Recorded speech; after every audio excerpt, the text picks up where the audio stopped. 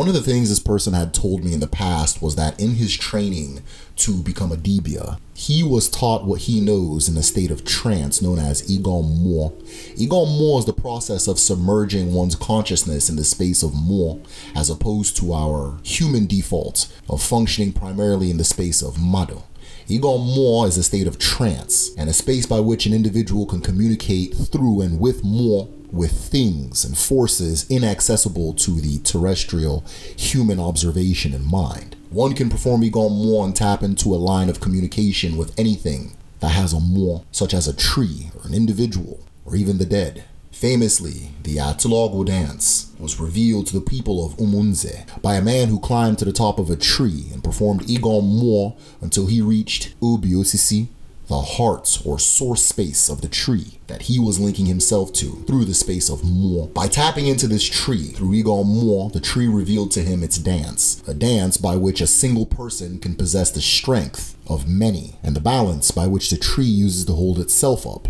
The ability to enter the space of Mmuo through Igo Mmuo is how many of our ancestors uncovered the medicines, technologies, music, insights, patterns, and even languages or language components that we enjoy today. Igo Mmuo can be performed with the living and unliving, and through trance, an individual can allow the Mmuo of a person from the past to possess them, or to possess the subject of the trance. This is one of the many art forms preserved in the masquerade tradition, as individuals in a community identify specific spirits, and through the performance of Igo Mmuo, allow those spirits to walk the earth through them.